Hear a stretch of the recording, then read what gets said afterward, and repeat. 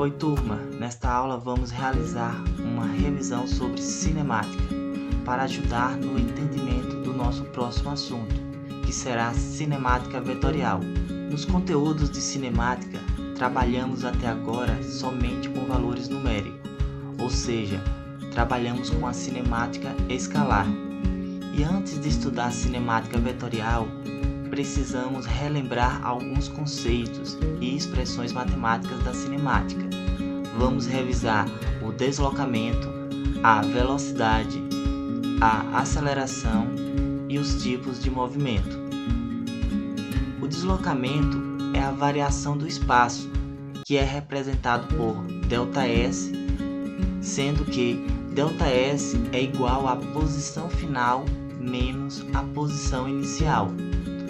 O ΔS pode assumir valores positivos, mas também pode assumir valores negativos, ou ser igual a zero, ou seja, não mudar de posição. Podemos definir a velocidade escalar média como uma razão entre a variação do espaço e o intervalo de tempo. A expressão matemática para a velocidade média é Vn igual a ΔS dividido por ΔT.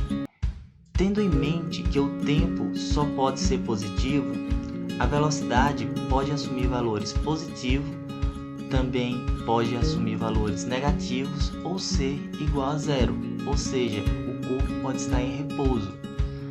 Podemos conceituar a aceleração escalar média como uma razão entre a variação da velocidade e o intervalo de tempo.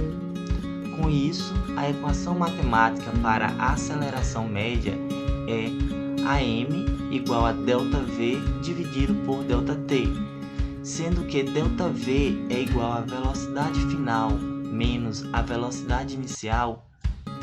Se a variação da velocidade for igual a zero, ou seja, a velocidade vai ser constante.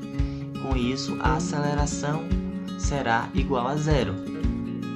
A aceleração média pode assumir valores positivos, negativos e ser igual a zero. Vamos rever agora dois tipos de movimento que foi estudado: o movimento uniforme e o movimento uniformemente variado. Lembrando que até agora consideramos sempre o movimento em linha reta, ou seja, o movimento retilíneo. O movimento uniforme tem como principal característica a velocidade constante. Devido a isto, nesse tipo de movimento não há aceleração. O movimento uniforme pode ser subdividido em dois tipos: o movimento progressivo, que é caracterizado por ter a velocidade positiva, e o movimento retrógrado, que é caracterizado por ter a velocidade negativa. A função horária da posição é a equação matemática que descreve o movimento uniforme. Esta expressão é representada da seguinte maneira: posição é igual à posição inicial mais a velocidade vezes o tempo.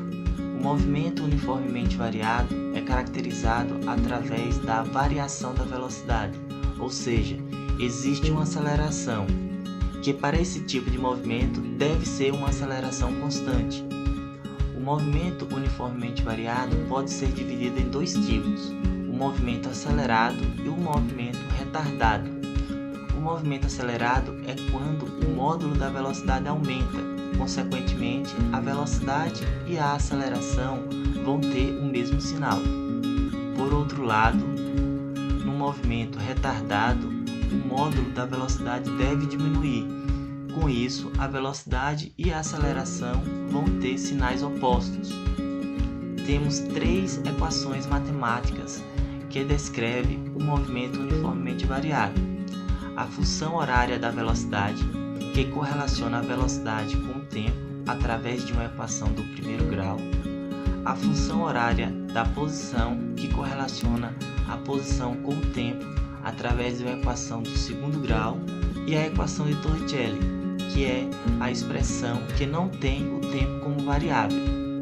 Finalizamos nossa revisão e, para fixar mais esse assunto, façam a atividade de revisão que estar no Classroom.